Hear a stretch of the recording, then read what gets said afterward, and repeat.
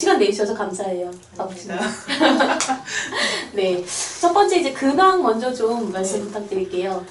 근황은 뭐 글쓰기 하고 공부하고 또 뭐 알바하면서 생활을 하고 있는데 뭐 형설지공이라는 말도 있고 주경야독이라는 말도 있고 여러 가지가 있는데 저는 요즘에 이제 주경야독을 하고 있습니다. 주경야독이면은 네. 낮에는 밥 깔고 밤에는 책을 보신다는. 네, 네, 그렇죠. 알겠습니다. 네, 그거 그 경자 나오니까 갑자기 경자유전이 생각이 나는데 너무 뜬금포네요. 네. 네, 오늘 만우절이잖아요. 네. 네, 만우절인데 이렇게 공개적으로 어떤 만우절 행사를 한번 하시면 어떠세요?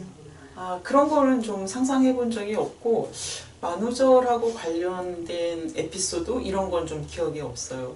그래요? 네, 네. 그렇구나. 저 아까 페북에서 한번 낚여가지고. 그래요? 네. 이번에 의원님 책 나오셨잖아요. 네. 네. 소개를 좀 해주세요. 표지를 좀 보여주세요. 네. 너무 예뻐가지고. 참여와 자치 제1호가 드디어 발간이 되었습니다. 축하드립니다. 와. 공식 이제 우리 단체 이름은 정책협동조합 참여와 자치인데요. 그 첫 사업으로 참여와 자치 제1호가 나온 것입니다. 네. 제 1호면은 2호도 나오고 3호도 나오고. 그렇죠. 계속 이제 정기적으로 뭐 한 1년에 4번이나 뭐 이 정도는 좀 낼 계획을 가지고 있는데 아직 준비 단계이기 때문에 시범 사업으로 이제 진행을 하고 있긴 한데 시범 사업이라고 해서 멈추려고 하는 건 아니고 좀 더 이제 내실 있게 자료집을 만들기 위해서 준비 과정이라고 보시면 될 거예요. 네. 이게 몇 분이 집필하신 거예요? 총 4명이 집필을 했고요. 소개를 잠깐 해드릴까요? 네네. 네. 그 장순식 이사님이 이제 경기도 경제노동위원회 2020년 하반기 활동을 분석을 좀 하신 거예요. 그래서 업무 보고하고 그리고 행정감사에서 그 의원들이 어떠한 생각과 어떠한 발언을 했는가 그리고 거기에 따른 그 집행부의 대응은 또 어땠는가 그걸 좀 분석을 하신 거죠. 그리고 저는 경기도 인사청문회 연구를 한 개는 이제 통시적 분석을 했고 하나는 이제 공시적 분석으로 교통공사 그 사장 인사청문회를 분석을 했습니다. 그리고 황인호 이사님은 실질적 분권 개헌의 길이라는 간단한 칼럼 하나를 쓰셨고요. 그렇게 3명이 네 가지 꼭지의 글을 썼습니다. 그러면은 아까 그 공시적이랑 통시적 말씀 주셨는데 네. 차이점이 뭐예요? 경기도 인사청문회 1은 역사가 좀 짧기 때문에 거기다 역사라는 말을 넣어야 되나 좀 고민하다가 네, 통시적 분석을 한 거예요. 그래서 지방자치단체 그러니까 지방정부가 현재 하고 있는 인사청문회가 굉장히 의미가 커요. 일반인들은 좀 잘 모르시겠지만 왜냐하면 상위 법률에 조항이 없어요. 그러니까 법률 유보의 원칙에 따라서 지방자치단체는 원칙적으로 보자라면 인사청문회를 할 법적 근거가 없는 거예요. 그래요? 네, 그렇죠. 그래서 제가 이 인사청문회의 의의의 깊이를 두는 이유는 주목하는 이유는 상위 법률에 그 조항이 없음에도 불구하고 지방자치단체가 자발적 판단에 의해서 실시하고 있기 때문에 중요하다라는 거죠. 네. 법률 유보의 법칙이라는 건 상위법에 없으면 하위법으로 무엇을 어떻게 할 수 있는 근거가 전혀 없게 되는 거예요. 그래서 지방정부가 지금 진행하고 있는 인사청문회는 굉장히 중요한 의미가 있는 거예요. 네, 그렇습니다. 그러면 안 해도 되는 걸 하고 있다는 거죠? 그렇죠. 안 해도 되는 거죠. 원칙적으로 보자면 안 해도 되는 건데 그래서 이제 통시적 분석이라는 건 경기도가 그 남경필 도지사님 그 시절에 인사청문회를 했는데 상위법에 근거해서 인사청문회를 실시한 게 아니라 남경필 도지사 이 집행부하고 경기도 의회하고 협약을 맺어서 인사청문회를 하고 있는 거예요. 네. 굉장히 중요한 의미가 있죠. 그래서 네. 그러면은 자율성에 따라서 인사청문회를 진행하고 있는 거기 때문에 국회하고는 완전히 다른 거죠. 의미가 다른 거예요. 그러면은 지금 도는 광역이고 네. 그럼 이제 지자체 네. 경기도의 그 산하는 아니죠. 경기도 시군에서 네. 시도 도시공사가 있잖아요. 그렇죠. 그러면 그것도 그냥 안 하고 임명해도 되는 거예요? 그렇죠. 당연하죠. 국회는 인사청문회를 해야 한다라는, 그리고 인사청문회를 공개한다라는 대원칙이 법에 명시되어 있어요. 그래서 생중계도 하는 거고 언론에 보도도 하는 거고 그런 건데, 지방자치단체가 인사청문회를 해야 한다라는 법적 근거는 전혀 없는 거죠. 그래서 자율적 판단하에 협약을 통해서 인사청문회를 하고 있는데, 2019년 기준으로 17군데의 지방자치단체가 인사청문회를 하고 있다고 하는데 조금씩 늘어나는 추세죠. 그러니까 수직적, 하향적 확산 중에 있고, 그 다음에 대부분 광역 단위에서 인사청문회를 하고 있는 그런 상황인데, 이제 일반인들은 좀 잘 모르죠. 관심이 없는 분들은 잘 모르는데, 그래서 저도 이번에 글을 쓰면서 그 경기도 인사청문회의 그 통시라고 하잖아요. 역사라고 하면 좀 너무 거창할 것 같아서 그냥 통시성이라고 이야기를 했는데, 이미 이제 그 전에 2010년대 뭐 이전부터 그 지방자치단체들이 이제 인사청문회를 하겠다라고 하면 상위법에 없기 때문에 이게 계속 그 제의하라는 행안부의 요구가 있었던 거예요. 그러면은 또 제의할 수밖에 없으니까, 하위 기관이기 때문에. 그러면 대법원에서는 계속 상위법에 근거가 없기 때문에 무효화 시켜버리는, 이게 지금 거의 10년 넘게 그 과정을 계속 반복하고 있는 거예요. 그래서 언젠가는 그 지방자치단체도 인사청문회를 할 수 있도록 상위법이, 지방자치법이 좀 바뀌어야 되겠죠. 그럼 의원님 견해는 하는 게 맞다고 보시는 건가요? 그렇죠. 하는 게 맞다라고 보죠. 그래서 제가 이 글을 쓰면서 인사청문회하고 관련해서 개념 정리를 한 게 좀 있어요. 영국하고 미국하고. 근데 자연법 뭐 이런 이야기를 하거든요. 그거를. 근데 재밌겠네요. 자연법이라고 하면 그냥 자연스럽다라는 말이 비슷한데 그냥 당연히 해야 되는 그 뭐이잖아요. 그래서 그렇게 보면 우리는 어떻게 보면은 서구 민주주의라는 것을 도입해서 쓰고 있는 그 원류의 사람들은 당연한 자연법이라고 생각을 하는데, 그 당연한 것을 우리는 안 하고 있는 거는 당연하지 않다, 이런 생각이 좀 드는 거죠.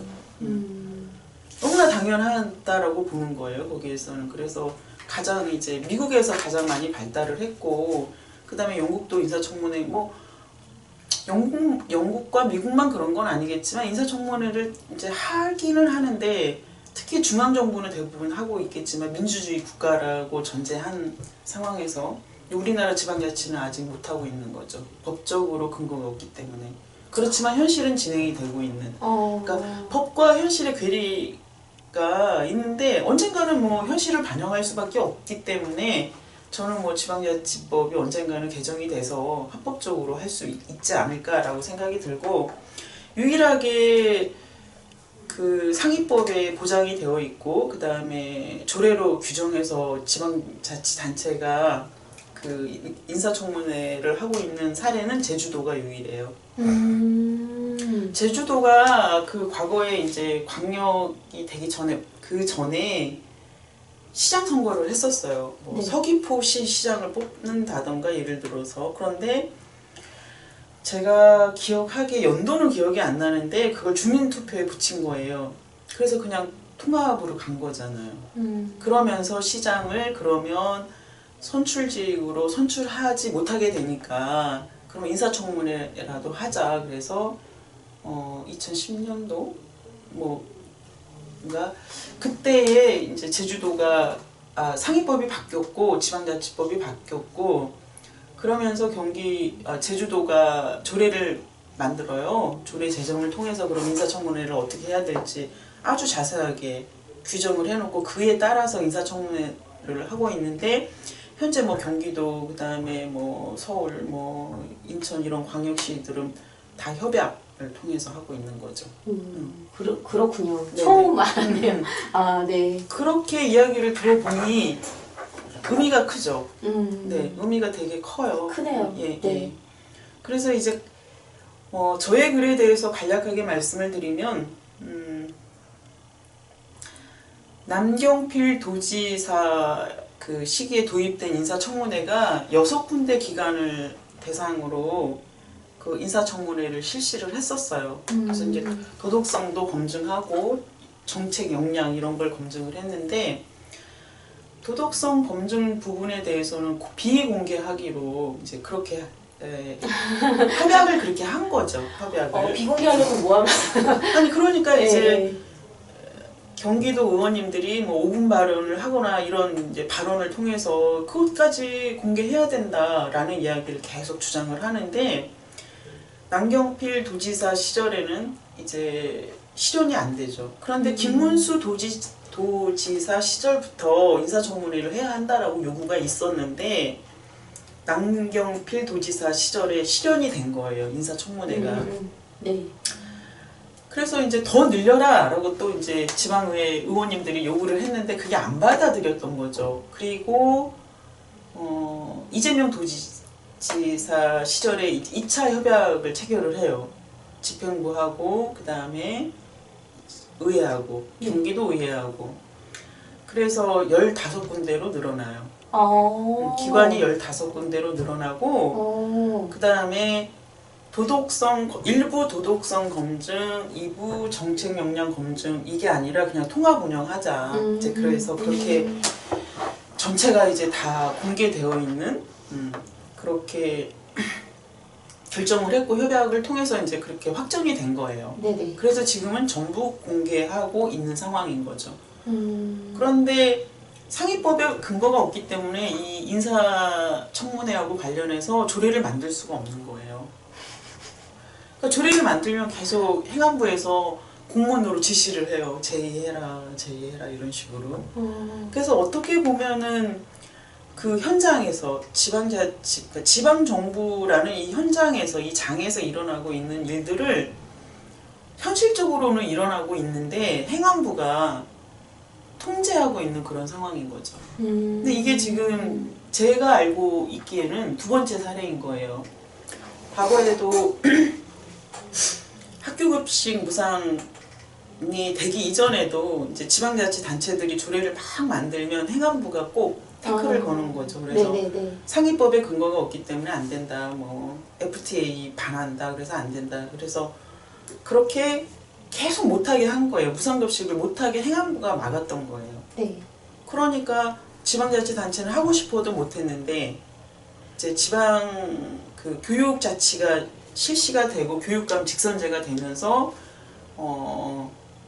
공약으로 전부 다 무상급식을 내걸었잖아. 그러면서 일소의 그 많은 문제들이 해소가 된 거죠. 근데 이 인사청문회는 그렇지만 학교급식 무상화하고는 또 다른 차원이기 때문에 그만큼 또 관심도 없기 때문에 조금 어려울 수는 있기는 하지만 지방의회가 광역과 기초 관계없이 계속 요구하고 있는 거죠. 인사청문회를 만들어라. 그런데 지금 현재 이제 지방자치단체의 쟁점은 뭐냐면 지방의회 법률을 만들어야 된다라는 거예요.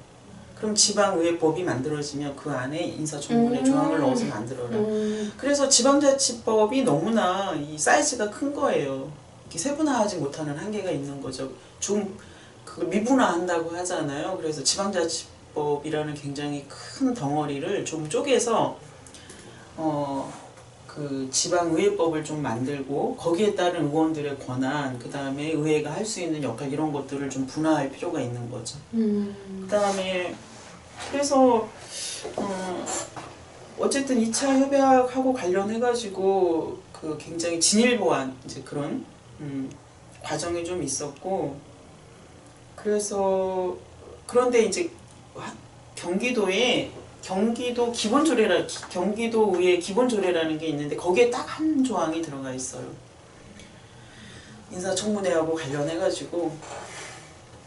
그런데 이제 뭐 그 도민의 알 권리, 시민의 알 권리, 국민의 알 권리를 위해서 공공 영역에서 행해지는 모든 것은 사실은 다 공개되어야 한다라는 기본 대원칙 하에 행정이 진행이 돼야 된다라고 생각을 하는데 비공개된다라는 건 좀 문제가 있는 거죠. 예, 그렇고 그다음에 2차 협약 때 이제 협약문에 공개한다라는 원칙을 1차 협약에는 있었어요, 그게. 근데 이번에는 이제 매뉴얼로 강등된 거예요. 그러니까 지방자치단체를 보면 가장 상위에 조례가 있는 거죠. 조례가 있고 지방자치단체 단위로만 보자라면 그 다음에 그 밑에 이제 규칙이 있고 뭐 여러 가지가 있는데 협약은 조례보다는 하위 카테고리에 있는 거고 협약 밑에 매뉴얼이 있는 거잖아요. 체계를 보면 근데 그럼 이런 건 맞는 거예요, 그게? 협약에 공개해야 한다라고 해놓고 2차 협약에서는 그걸 매뉴얼에서 공개한다라고 했기 때문에 체계적으로 보면은 하위로 강등된 거예요. 그런데 어쨌든 모든 걸 공개하게 됐기 때문에 결과적으로는 같지만 과정상에서는 좀 문제가 있다라고 저는 의식을 하는 거죠. 네. 그래서 의의가 큽니다. 인사청문회에 좀 많이 관심 가져야 돼요. 그래서 관심 가져야죠. 네네. 관심을 좀 가져야 되고 그 다음에 두 번째는 지방자치단체 이제 이 연속으로 그 경기교통공사 인사청문회를 분석을 했는데 경기도 인구가 1370만 명이라고 해요. 네. 그런데 전국에서 보면 가장 큰 단위의 광역이죠. 그렇죠. 예, 그리고 가장 그 집중되어 있는 지역이고 그런데 그동안에 경기교통공사가 없었던 거예요. 1370만 명 인구가 이동을 해야 되고 그 다음에 또 거기에 들어가는 예산이 굉장히 많거든요. 그러니까 교통하고 관련된 경기도의 예산이 어마무시해요. 정확하게는 제가 모르겠지만 뭐 어쨌든 우리가 버스 타고 전철 타고 하면서 계속 지원되는 거잖아요. 한 번 타고 한 번 내리고 할 때마다. 네. 그래서 경기교통공사 를 왜 만들게 되었냐라고 했을 때 이재명 도지사의 공약이었어요. 그래서 사실은 철도부터 시작을 해서 뭐 항공까지 경기도를 지나다니지 않을 수는 없잖아요. 그렇죠. 그럼에도 불구하고 경기교통공사가 없었다라는 거는 저는 조금 의아했어요. 문제가 많았구나. 그런데 지금이라도 생겨서 너무 다행이다. 이제 이렇게 생각을 하고 그동안에 막 중구난방 서울이 이제 중심이었다라면 경기도가 뭔가 체계적으로 경기도민의 교통을 위한 이동의 자유를 보장하기 위한 어떠한 정책들이 좀 더 체계적으로 만들어지지 않을까라는 이제 그런 기대를 하고 있었죠. 그런데 막상 이제 연구를 해보니까 지금이라도 만들어서 다행이고 어쨌든 역량 있는 분이 사장으로 와서 잘 정책을 만들어줬으면 좋겠다. 그리고 기존에 쓰이고 있는 많은 교통 예산들이 조금 더 또 체계적으로 쓰였으면 좋겠다. 이제 그런 생각이 좀 들었어요. 연구하면서 그런 개인적인 좀 생각이 들었고요. 그 다음에 인사청문회 그 운영 이제 뭐 기준도 있고 매뉴얼도 있고 협약문도 있고 여러 가지가 있는데 이걸 연구하면서 느낀 거는 15명이 그 심의위원으로 구성이 돼요. 너무 많아요. 15명은. 많아요? 예, 너무 많은 거죠. 그래서 한 7, 8명으로 그래서 반으로 그냥 또 예. 제주도가 7명인가 그래요. 그래서 반으로 뚝 나눠서 조금 더 집중적이고 좀 체계적으로 인사청문회를 할 수 있는 환경이 만들어졌으면 좋겠다라고 생각을 했고 그 다음에 두 번째는 심의위원이 그 특별위원회 형식으로 만들어지는 거예요. 이렇게 항시적인 위원회가 아니라 누구 인사청문회를 해야 한다 그러면 이제 그 해당 상임위 의원님들을 중심으로 해서 이제 몇 명이 추천을 받아서 구성이 되는데 끝나고 나면 또 해체되는 거죠. 그러다 보니 이분들이 연구할 시간이 없는 거예요. 이 청문회를 내가 어떻게 해야 될지. 그러면 인사청문회에 참여를 하시는 의원님들이 경기도 교통공사에 대해서 좀 깊이 있게 알아봐야 되고, 왜 이걸 만들어야 되는지, 앞으로 향후 무엇을 해야 되는지, 이런 연구를 해야 할 시간이 있어야 되는데 그게 없다라는 거죠. 그게 가장 큰 문제가 아니겠는가. 그 다음에 두 번째로는 인사청문회를 공식적으로 한다라고 하고 있음에도 불구하고 의회가 체계적으로 인사청문회를 잘할 수 있는 프로그램 시스템을 구축하지 못한 점은 좀 한계가 있는 것 같아요. 그래서 이제 그런 문제의식을 좀 느꼈고, 인사청문 가장 큰 바람은 그거죠. 인사청문회가 정말로 지방자치법 아니면은 뭐 지방의회법 이런 데에서 이제 명시되고 이렇게 규정화되고 이게 제도적으로 좀 발전했으면 좋겠다라고 생각을 하고 있고, 핵심은 그거예요. 1370만 명의 교통을 책임져야 하는 도로고 그 경기교통공사의 사장을 임명하는데, 그냥 뭐 임명권자가 그냥 뭐라고 해요? 그거를 뭐 인사를 그냥 뭐 마음대로 막 하면, 검증 없이 마음대로 해버리면 결국 그 피해는 누구한테 가냐라는 거죠. 그래서 중요하다라고 생각을 하고, 그 다음에 모든 인사권은 사실은 이제 단체장에게 있잖아요. 중앙으로 보자라면 대통령에게 있는데, 사실 그 자체에 엄청난 책임감이 있어야 된다라고 저는 생각을 하는 건데, 이걸 의회가 좀 나누어 가는 의미도 좀 있는 거죠. 검증을 해줌으로 인해서 의회의 책임감과 단체장의 책임감이 뭐 좀 통합된다라고 해야 되나, 그런 의미도 좀 있는 거죠. 그래서 단순하게 권한 행사만 잘하는 게 중요한 건가라는 게 아니라, 그럼 훨씬 더 행정 자체가 민주적으로 또 투명하게 운영이 되는 거잖아요. 그런 측면에서 보면은 인사청문회는 굉장히 중요한 절차이고 민주성이 강화되는 거죠. 지방자치단체 민주성이 강화되는 것이고 책임감이 한층 더 높아지는 것이고, 그렇기 때문에 굉장히 중요한 의미가 있다라고 그 결론을 내렸어요. 이 글을 쓰고 난 이후에. 그래서 아쉬운 점은 그렇지만 시민들이 너무 관심이 없기 때문에 인사청문회를 하고 있나? 인사청문회 있구나, 이것도 좀 사실은 잘 모르고 있다라는 거죠. 그래서 그 점은 좀 더 언론에서 또 여러 가지 방법으로 또 시민들은 또 자발적으로 좀 관심 가지고, 관심을 갖는 거 그 자체가 사실 굉장히 중요하잖아요. 그렇죠, 중요하죠. 그래서 속기록도 좀 찾아보시고, 경기도의 교통 예산이 얼마나 되나 뭐 이런 것도 좀 찾아보시고 그랬으면 좋겠다라는 생각을 좀 했습니다. 근데 속기록이 다 100% 공개되는 게 아니잖아요. 네, 지금은 공개가 되고 있고요. 그래요? 이제 남경필 도지사 시절에는 이제 도덕성 검증 부분은 공개가 안 됐던 거죠. 지금 다 공개되고 있더라고요. 그러시구나. 네. 의원님들도 사실 굉장히 중요한 역할을 하시는 거예요. 조금 더 연구 해야 할 필요가 있는데, 근데 이제 의원님들을 보좌해줄 인력이 없었는데 지방자치법이 바뀌면서 조금 이제 희망이 좀 생겼잖아요. 그래서 뭐 그 부분에 좀 저도 기대를 하고 있는 상황이죠. 네, 그렇습니다. 알겠습니다. 그 마지막으로 그 이 책이 되게 따끈따끈 언제 나온 거죠? 월요일에 나왔나요? 이번 주 월요일에 나왔었나? 되게 지난주 목요일 날 나왔고, 지난주 목요일에. 저는 월요일 날 받았어요. 월요일 날 받았고. 이거를 보려면 어떻게 해야 돼요? 사서 보려면은? 이 책은 현재까지는 저희가 네. 그 정책협동조합 참여와 자치를 그 공식 등록한 상황이 아니기 때문에 저희가 그 배포할 수 있는, 그리고 가격을 책정해서 팔 수 있는 그런 상황이 아니에요. 그래서 시범 사업으로 한다라고 말씀을 드렸잖아요.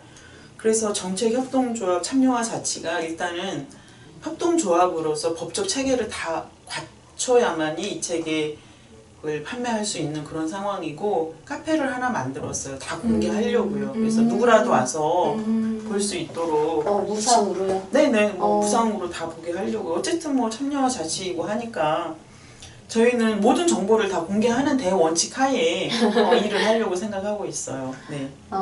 되게 명칭이 되게 좋네요. 참여와 자치. 네. 예. 저희 자치와 참여로 할까, 참여와 자치로 할까, 뭐 이렇게 생각을 했는데 참여와 자치가 더 나은 거 같아요. 참여는 시민 참여가 있어야 자치가 되는, 그러니까 자치는 결과적인 거잖아요. 그렇죠. 예. 참여 없는 자치는 없잖아요. 그래서 시민의 참여가 더 중요하다라는 의미를 부여하기 위해서 참여와 자치라고 그렇게 명칭을 만들어 봤습니다. 네. 그 의원님께서는 이제 집필하신 그러니까 집필하는 기간이 얼마나 되신 거예요? 사실은 이제 저희가 협동조합을 만들려고 준비한 건 작년 가을부터였고 계속 일주일에 거의 한 번 특별한 일이 없는 이상은 회의를 했어요. 그래서 원래는 뭐 한 12월 정도에 책을 내기로 했는데 저희가 뭐 이렇게 조직이 딱 갖춰진 상태가 아니기 때문에 계속 이제 딜레이가 좀 됐죠. 자료 모으는 것도 좀 힘들었고 속기록이 바로바로 오늘 회의가 끝났는데 내일 되는 건 아니잖아요. 속기록도 뭐 검토 과정도 있는 거고 그래서 조금씩 이제 미루어지다가 저는 1월에 다 완성을 했어요. 글을 다 썼어요. 네. 근데 3월에 나왔던 거죠. 책이 3월에 나왔는데 한 꼭지 쓸 때 한 뭐 열흘 정도 걸렸습니다. 자료 수집하고 이제 인터뷰하고 뭐 또 오류 또 검토하고 뭐 이러는 딱 글 한 꼭지당 열흘 정도 걸리더라고요. 저는 이거를 이제 선물로 주시려고 한 권을 갖고 오셨는데, 그러니까 소제목만 이제 훌쩍 봤는데도 살짝 봤는데도 되게 촘촘하다. 내용이 뭔가 알찰 것 같다라는 네, 그런 생각이 들더라고요. 우리 협동조합이 이제 분석의 대상이 경기도 광역이어야만 할 이유는 없어요. 그렇죠. 이제 뭐 조금 더 확대되겠죠. 이제 용량이 커지면 기초를 할 수도 있고 경기도만 해도 시군구가 31군데이잖아요. 네네. 그런데 국가 체계를 보면 이제 중앙정부가 맨 위에 있고 그 밑에 광역이 있고 기초가 있잖아요. 그런데 광역이 참 애매해요. 광역의 역할이 되게 중요함에도 불구하고 애매하단 말이에요.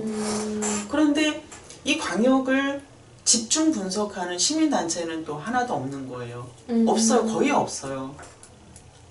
단지 신문 기사로는 많이 나오기는 하는데 뭐 예를 들어서 뭐 경상도의 뭐 광역을 경상북도, 경상남도를 집중 분석한 이런 건 없다라는 거죠.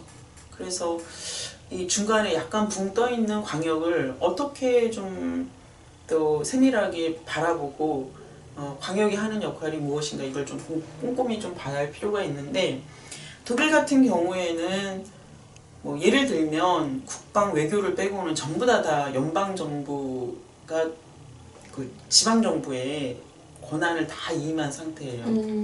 그렇기 때문에 광역이 하는 역할이 굉장히 중요하죠. 특히 경제 쪽에서도 굉장히 중요한데 우리나라는 중앙 정부가 너무 과도한 권한을 가지고 있기 때문에 지방 광역의 역할이 참 이렇게 좀 애매모호한 측면이 좀 있어요. 권한을 그냥 대폭 내려주면 될 텐데 그게 안 되니까. 네. 그래서 네. 이제 그런 전망까지 좀 해보는 거죠. 그러면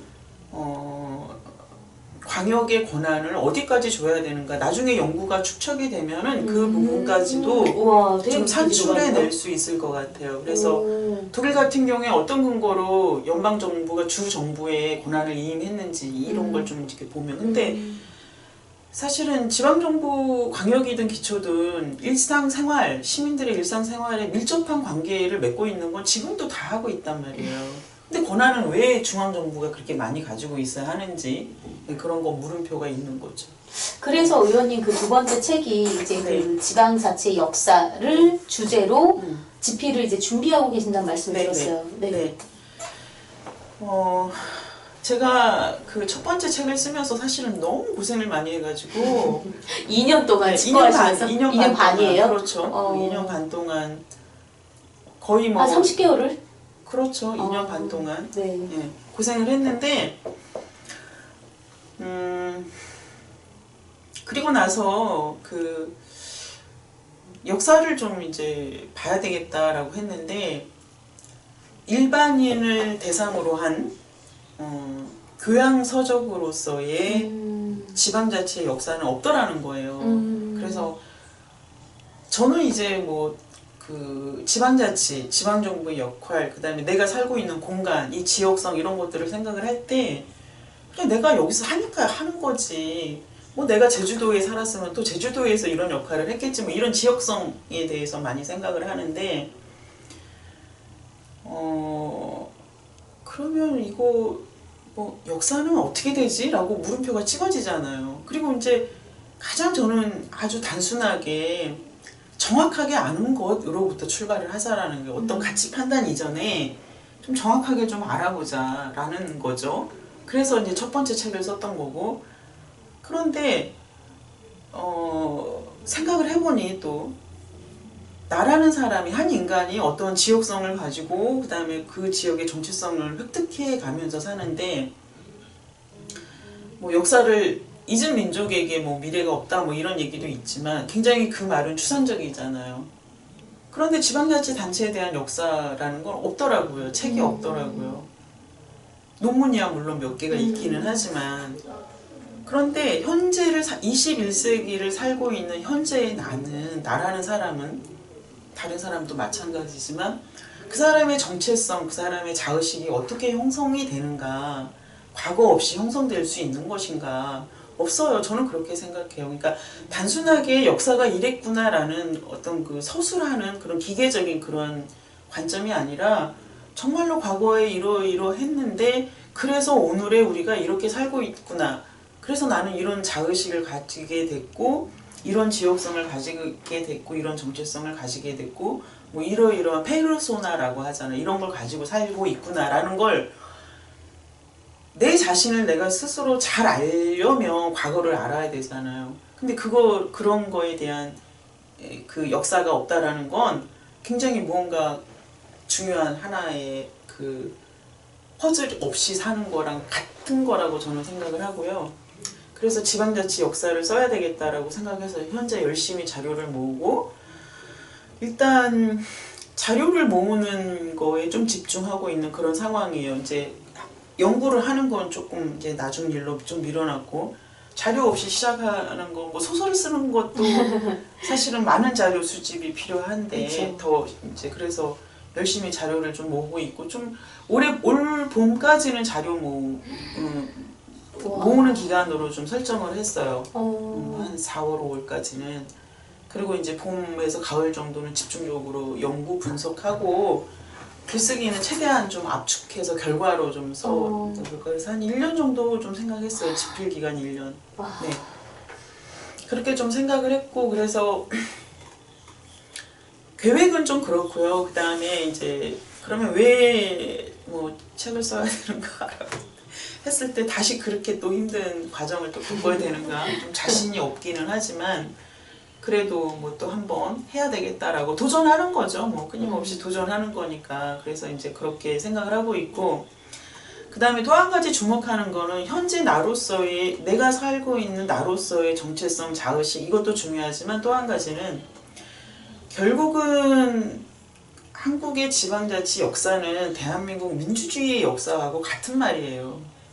네, 그래서 민주주의의 역사를 지방자치 단체, 지방자치라는 지방분권이라는 관점에서 또 어떻게 볼 것이냐라는 약간의 각도가 다른 그런 측면이 있기 때문에 그래서 더욱더 중요하다라는 거죠. 그래서 한국의 현대사라고 하면 뭐 어떤 사람은 3.1부터 시작을 하는 사람도 있지만 저는 뭐 해방 이후에 4.19 뭐 이 정도 되지 않을까 싶어요. 제가 그 시기를 어떻게 쪼개야 되는지는 깊이 고민해본 적은 없지만 시민의식을 가진 시민이 자발적으로 시민이 주체가 된 국가를 만들어가는 과정에서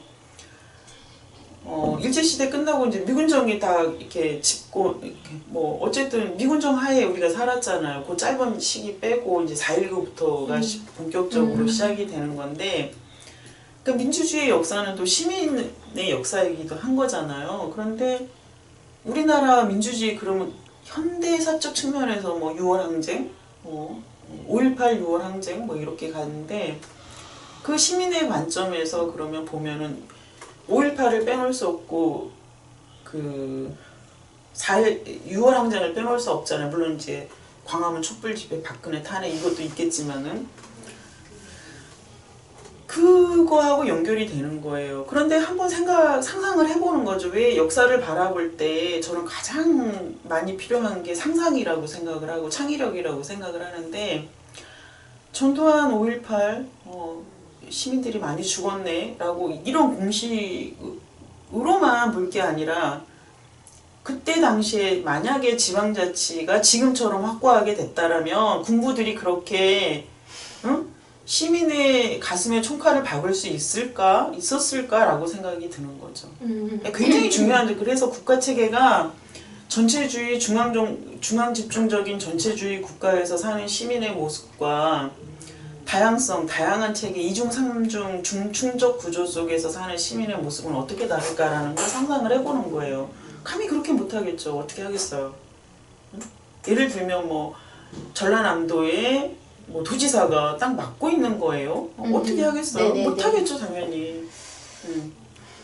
그런데 6월 항쟁도 결국은 민주화 대통령 직선제뿐만이 아니라 거기에 더 크게는 그때 당시에 우리는 좀 잘 인식하지 못했을 수도 있었겠지만 지방자치를 쟁취하는 거였고 복원하는 과정이었다라고 보는 거예요. 그래서 만약에 이제 제가 지방자치하고 관련된 지방자치 역사하고 관련된 책을 쓴다라면 내용은 아마 그렇게 구성이 될 것 같아요. 그래서 그런 상상력을 동원해서 상상을 해보고 그래서 왜 민주주의와 자치분권이 중요한 건지 생각을 해보고 그리고 이제 그 몇 년 전부터 김대중 대통령 그 공약에서부터 대선 공약에서부터 지방분권, 지방자치, 노무현 특히 노무현 대통령 공약도 마찬가지죠. 계속 지방자치 이야기를 많이 했는데 그것 자체가 시민이 주체로 서는 과정이고 시민이 주체가 되어야 된다라고 하는데 그럼에도 불구하고 여전히 너무나 많은 권한을 중앙정부가 가지고 있다라는 거죠. 네. 이게 좀 분산시킬 필요가 있다라고 보는 거예요.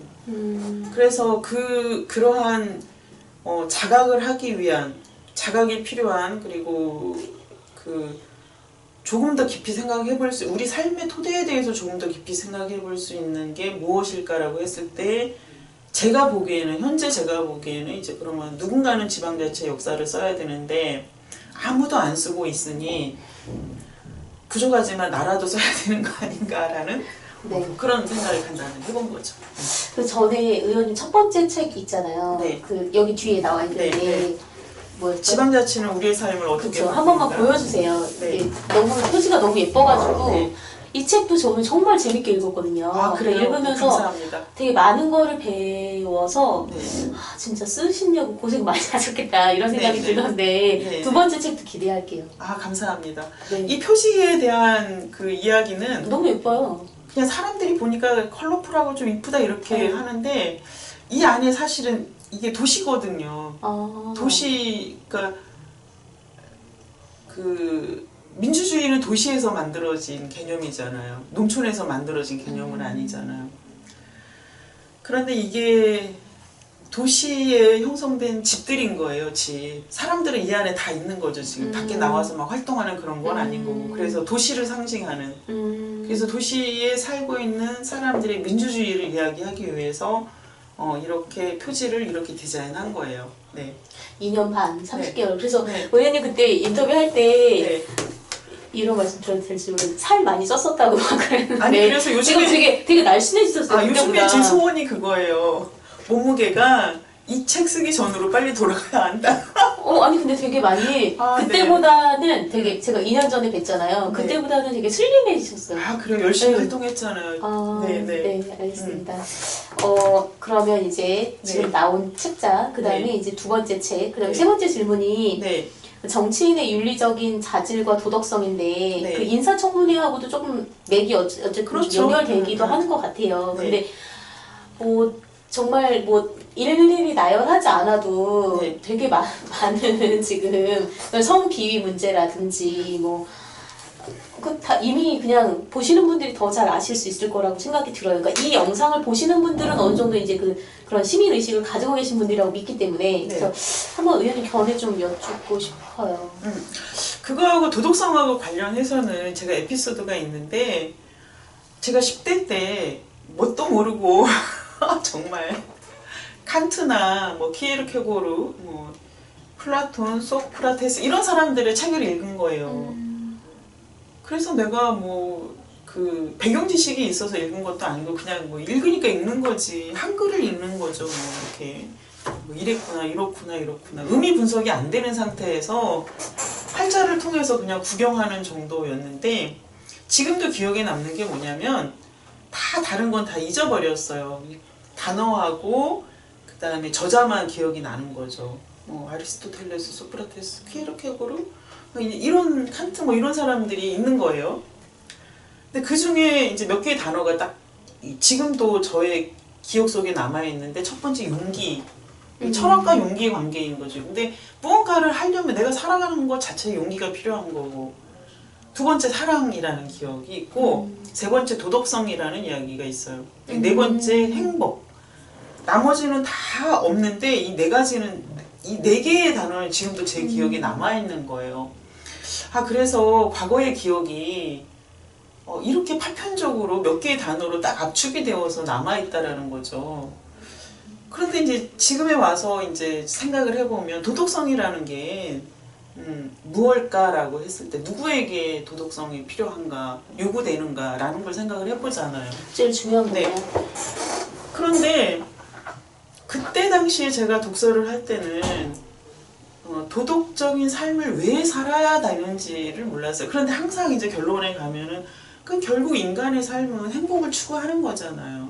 내가 뭐 돈을 많이 가지고 싶은 것도 행복하기 위해서인 거고, 그러니까 행복한 삶을 사는 게 목표라면 나머지 기타의 목적들은 전부 다 행복이라는 목표의 하위에서 받쳐주는 하나의 벽돌 같은 퍼즐 같은 그런 역할을 하는 건데, 도덕적으로 살아야 행복한 삶을 살 수 있다는 이 말을 이해를 못했어요. 그때 당시에 이제 그 독서를 할 때는. 그런데 요즘에 이제 생각을 해보면 그런 거죠. 왜 행복하게 살기 위해서는 도덕적으로 살아야 되는가라는 게 어느 정도는 좀 이해가 가는 거예요. 그런데 그러면 그 도덕성이라는 것이 선출직 공무원들한테만 필요한 것인가 라는 건 아니에요. 그래서 제가 그냥 도덕성이면 도덕성이지 특별한 도덕성이 필요하다라는 말은 없잖아요. 제 기억에는 제 독서 기억에는 저 사람은 저렇기 때문에 특별한 도덕성이 필요하다라는 건 제가 들어본 적이 없는 거예요. 그러니까 도덕이라는 일반화된 이 일반성이 모든 사람에게 요구되는 거죠. 왜 요구되냐 하면 행복한 삶을 살기 위해서 라고 저는 생각을 하는 거 개인적으로.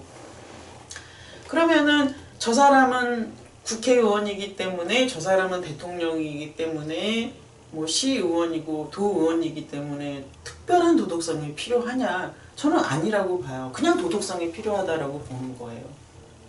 왜 그러냐 하면 일반 시민이 한 인간이 태어나서 살아가면서 도덕적으로 살아야만 행복한 삶을 살더라고요.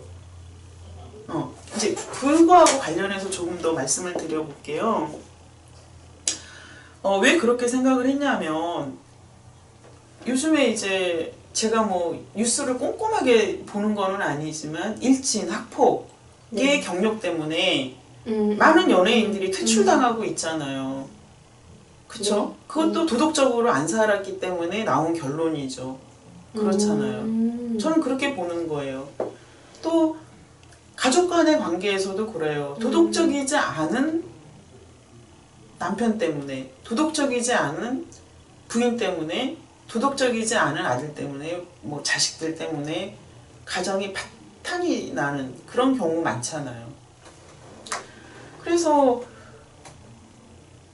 조금만 깊이 생각을 해보면 내가 왜 도덕적으로 살아야 하는가라고 물어봤을 때 이거는 뭐 정치하고도 뭐 폭넓게 보면 정치하고도 관계되는 질문이지만 한 개인에게도 근본적으로 질문할 수 있는 거죠. 그런 뭐 떼자라고 해야 되나 그런 의미가 있는 거죠. 그래서 그런 걸 좀 생각을 해보고 그 다음에 선출직은 또 굉장히 특별한 신분인 거잖아요. 시민들에게 그 표를 받아서 시민들의 선택에 의해서 만들어진 자리에서 있는 사람들이기 때문에 그런데 그런 사람들이 그 예를 들면 그런 거죠. 자기는 불법 다 저질러 놓고 응? 공무원들한테는 뭐 그렇게 하면 안 된다라고 어떻게 요구할 수 있어요. 본인 스스로가 도덕적이지 않은데 본인이 그 상대한테는 도덕성을 요구하는 건 이건 개그죠. 모순이라고 하실 줄 알았는데 개그죠. 정말 웃기잖아요. 강등됐네요. 예, 개그인 거죠. 개그. 네. 너무 개그 웃기잖아요. 웃기죠.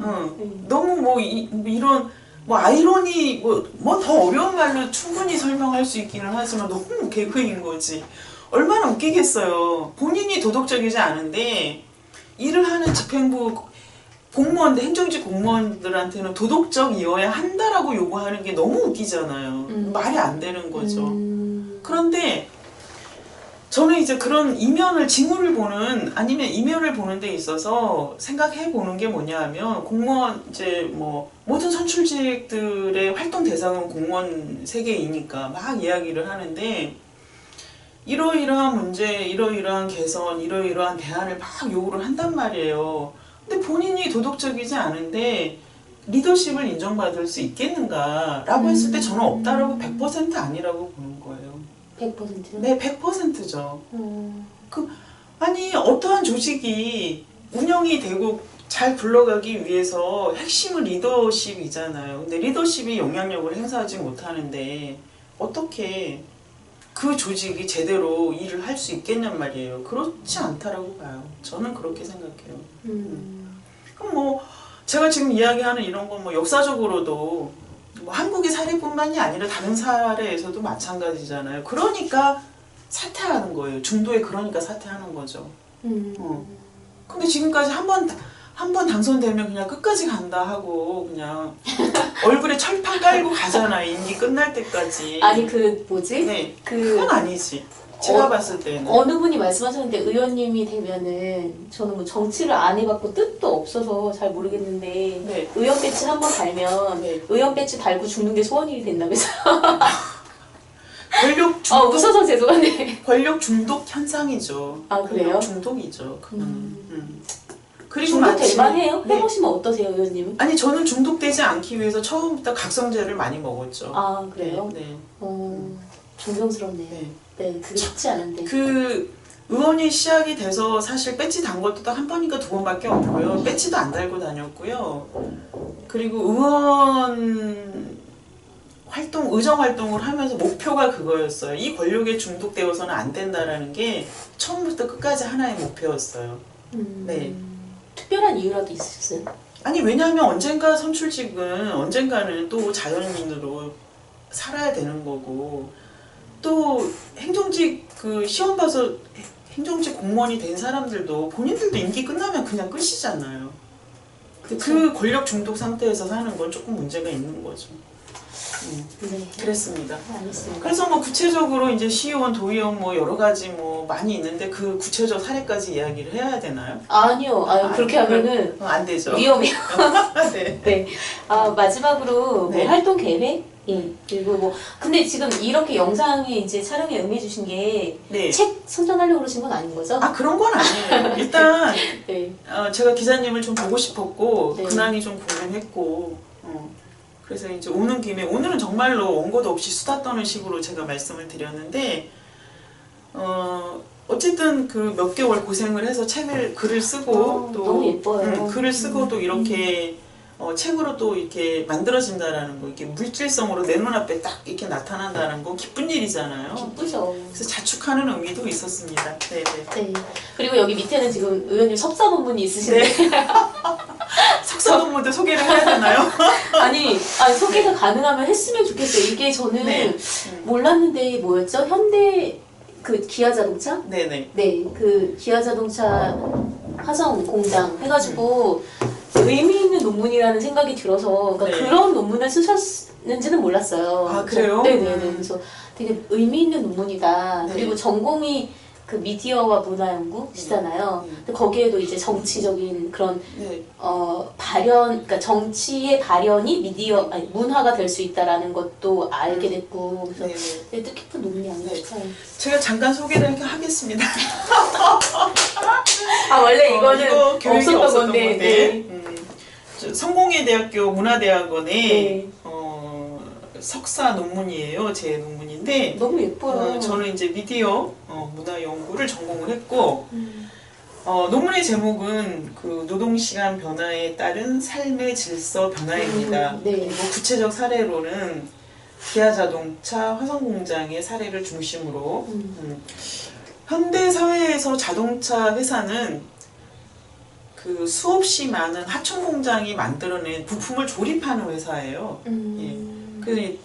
그래서 뭐 울산의 현대자동차도 마찬가지고 모든 자동차 회사가 그렇죠. 그래서 부품을 잘 만들어 주어야만 이제 좋은 차가 만들어지는 건데 과거에 그 모든 그 자동차 조립 공장이라고 그래요. 그래서 이 회사를 자동차 회사가 24시간이 가동이 됐어요. 야간 근무, 주간 근무. 그래서 이교대로요? 네, 벨트를 이 24시간 가동을 하는 거죠.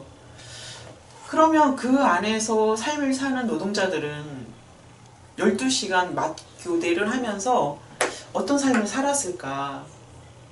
라고 봤을 때 생체 리듬 다 파괴된 상태에서 살겠죠. 그쵸? 그건 뭐 그냥 이렇게 보면 아는 거고, 밤낮을 일주일 단위로 바꿔서 살아야 되고.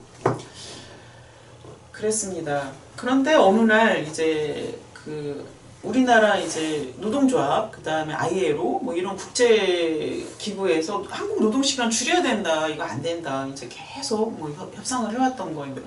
이게 지금 몇십 년 결과인 거예요. 그래서 2교대 이긴 2교대인데 어떻게 시간을 바꿨냐면, 그래서 노동시간 변화인데 노동시간 변동이 좀 맞는 것 같아요. 아침 7시, 6시부터 일을 해요. 뭐 7시부터 일을 해서 3시, 4시에 끝나는 거예요. 이게 일조가 되는 거겠죠.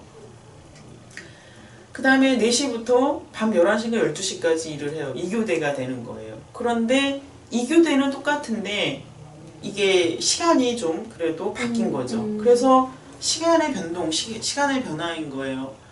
그래서 그러면 주야간 24시간 일을 하던 사람들의 삶이 이렇게 시간이 변동되면서 어떻게 바뀌었을까라는 게 굉장히 큰 의문이었어요. 사람의 일상이 어떻게 바뀌었을까. 그래서 이제 그런 문제의식 속에서 제가 기아자동차를 중심으로 이제 사례를 분석하면서 글을 썼던 건데요. 여기에는 이제 가장 중요하게 노동 시간이 줄어들었지만 이렇게 문화 변동 현상들이 많이 있는 거죠. 그래서 그걸 집중 좀 분석한 그런 책입니다.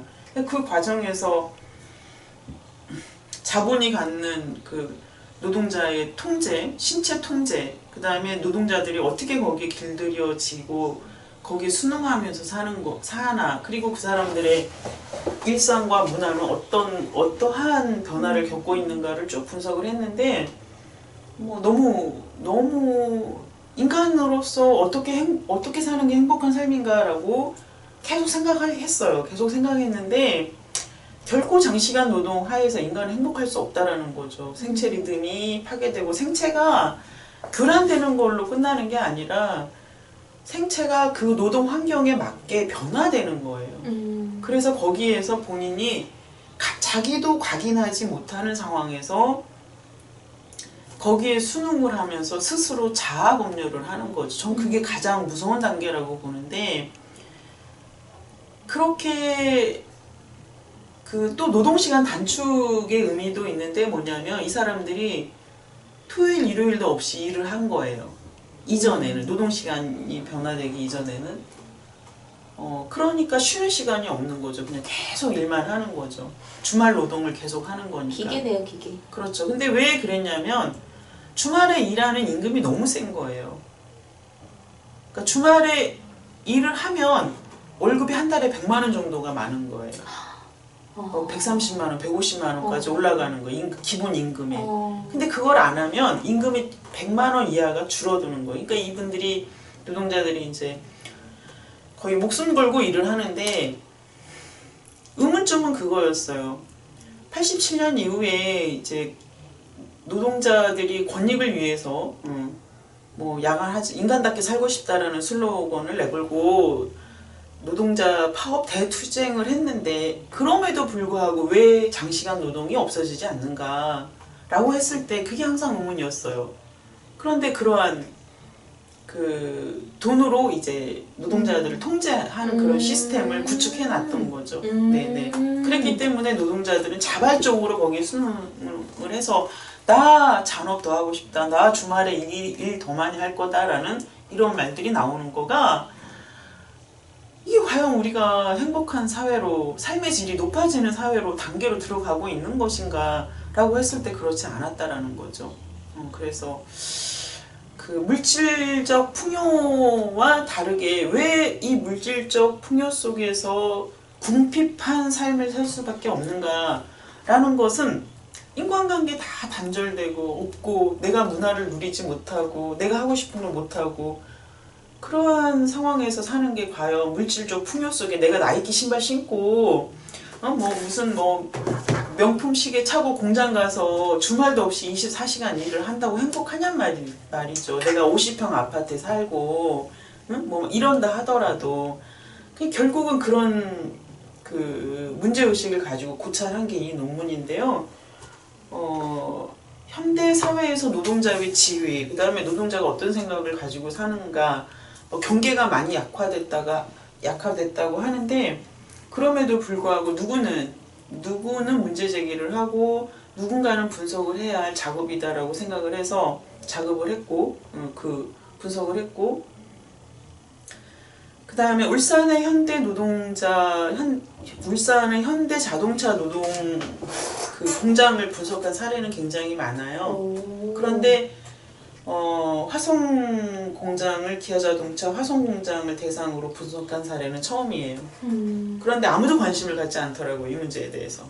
그런데 좀 짚어줘야 될 문제일 것 같기는 해요. 네. 그런데 그렇게 이제 법적으로 52시간, 주 52시간 노동시간 이제 이게 쭉 나오니까 단순하게 현대 기아 자동차만 바뀐 게 아니라 뭐 삼성, 르노, 대우도 다 바뀌는 거죠. 그렇게 바뀌었고, 더 중요하게는 하나의 완성 부품 공장에서 가지고 있는 하청 기업이 2만 개래요. 그 2만 개의 기업이 다 바뀐 거예요. 노동 시간이 바뀐 거예요. 그러면 2만 개에 딸린, 또는 이 조립 공장에 딸린 본인들, 노동자들 뿐만이 아니라 가족들의 삶이 또 달라지는 거잖아요. 그러니까 어마무시한 거죠. 그렇죠. 2만 개의 부품 공장, 그러면 거기에서 일하는 직원이 얼마일까요? 한 10만 명 될까요? 그럼 10만 명에 딸린 가족까지 생각하면 굉장히 중요한 의미가 있다라고 저는 생각을 했어요. 왜냐하면 아빠 얼굴을 못 보고 사는 아이들이 어느 날 같이 아빠랑 밥을 먹어야 하고 텔레비전을 봐야 된단 말이에요. 같이 뭔가를 해야 된단 말이에요. 같은 공간에 있는 거예요. 그 굉장한, 어떻게 보면 사건 아니에요? 아이 입장에서. 아빠 맨날 졸리고 피곤한 모습만 봤는데 아빠가 주말에 집에 있네. 이거 엄청난 사건이잖아요, 아이 입장에서는. 그래서 그런 상상을 좀 하면서 살았고, 그 다음에 또 한 가지는 이제 가슴이 아픈 건 그거인 거죠. 내 신체가 작업 환경에 적응했다, 순응했다, 통제당한다, 그 기제 안에 완전히 그 적응했다라고 해야 되나. 그래서 어떠한 모양을 갖추게 된 거예요. 그러면 거기에서 이제 그 벗어나려면 다시 원 상태로 오려면 하루 이틀 가지고 안 되잖아요. 한참 시간이 걸리잖아요. 네. 그런데 이분들이 돌아오지 못하는 거예요. 자기가 밤에 잠을 언제 자야 할지를 모르는 거예요. 내가 이 시간에 무엇을 해야 될지 모르는 거예요. 그러니까 시간을 자기가 스스로 조직하고 통제하지 못하는 상황까지 가는 거고, 자기 부인하고 무슨 말을 해야 될지를 모르고, 아이하고 무슨 말을 해야 될지를 모르는 거예요. 해본 적이 없으니까. 그것이 결국은 그런 거죠. 물질적으로는 풍요하게 살기 위해서 내가 쉬는 날 없이 공장에서 일만 했는데, 이게 끝나고 나서 와서 보니 내 자리가 없는 거고, 내 존재가 무화되어 있는 거라는 거죠. 그러니까 이제 어색한 거예요. 다 아이도 아빠를 보는 게 어색해, 엄마도 아이를 보는 게 어색해, 다 어색한 거죠. 그것이 정년을 얼마 남기지 않은 노동자들의 삶인 거예요. 그런데 지금 시작하는 노동자들은 또 다르겠죠. 노동시간이 완전히 변화된 상황에서 자동차 조립 공장에 취업을 한 젊은 노동자들은 다를 거예요. 그렇지만 이미 생체가 내 신체가 그 노동시간에 길들여져 있어서 거기에서 통제당하는, 그리고 무의식적으로 자기가 자기를 스스로 통제를 해요. 나 오늘 밤에 12시부터 일을 해야 되니까 나 오늘 2시부터 잠을 자야 되는데 잠이 안 온단 말이에요. 그러니까 괴로운 거죠. 그러니까 그래 가서 일을 해. 그리고 또 한 가지는 대부분의 노동자들이 다 그 얘기를 하더라고. 인터뷰를 했던 노동자들이 늘 소화가 안 돼서 약을 먹었었대요. 12시간 막교대를 할 때는. 근데 그런 증상이 다 없어졌다는 거예요. 쉬고 나서. 네. 그래서 이제 보건원 쪽에서도 이 조사를 한 게 있어요. 여기에도 기록이 있는데, 이런 사례는 본 적이 없다라고 그 담당 교수가 그런 이야기를 해. 이런 연구 사례는 없다라고. 이렇게 대규모, 이렇게 단시간에 이렇게 빠르게 그 환자들이 회복이 되는 건 없었다라는 거예요. 결국은 24시간 막교된 노동이 얼마나 어마무시한 그 신체를 변형시키고 그 우리 의식을 억압하는 기제로 작용했는지는 그 너무 놀라운 거죠. 그런데 또 한 가지 중요한 거는 본인들은 그걸 자각하지 못하는 거예요. 그러니까 그게 되게 네. 무서운 거죠. 네. 그렇죠. 왜냐하면 내면화가 됐다라는 건 자각하지 못한다는 이야기랑 같은 거거든요. 그래서 본인들이 너무 혼란스러워하는 거예요. 그래서 저는 이제 대안으로 반드시 무언가가 문화 기획이 있어야 된다. 단순하게 뭐 악기 배우고 뭐 춤추기 배우고 뭐 스포츠하고 이게 아니라 문화 기획이 들어가야 된다. 제2의 삶을 어떻게 살아야 되는지. 그럼 그 역할을 누가 할 거야? 중앙정부가 할 거냐고. 광역이 할 거냐고. 기초가 해야 된다라는 거예요. 결론은. 그래서 그 노동자들을 대상으로 한 정책이 있어야 된다라는 거예요. 저는 그렇게 좀 바라봤어요. 그래서 그것을 그런데 단순하게 그 지방정부의 정책으로만 가능한가? 그건 저는 아니라고 보고요. 솔루션 팀이 만들어져야 된다라고 보는 거예요. 거기서 그래서 정신분석, 심리상담, 그 다음에 뭐 보건 쪽 관계자, 그 다음에 지방정부, 문화기획자, 그 다음에 당사자들 이런 식으로 그래서 TF팀이 좀 구성이 되고 그래서 이분들을 어떻게 그런데 그렇게 살았는데 이분들이 시민들로 살았겠냐고요. 시민으로 살 수가 없는 거예요. 무슨 일이 벌어지고 있는지 어떻게 알아요. 그렇잖아요. 내 생체 자체 하나도 내가 감당이 안 되는데. 그러니까요. 네. 그래서 제가 보기에는 이게 지금 벌써 뭐 몇 년이 지난 이야기인데 시민으로 살기 프로그램을 만들어야 된다라고 보는 거예요. 그러니까 시민성을 회복하는 프로그램이 필요하겠죠. 그쵸? 그래서 내가 사는 동네도 좀 다녀보고 내가 사는 동네에 뭐가 있는지도 좀 보고 이런 거에 좀 필요하다라고 보는 거예요. 네. 알겠습니다. 여기까지 할까 봐요. 시간이. 네. 네, 고생하셨습니다.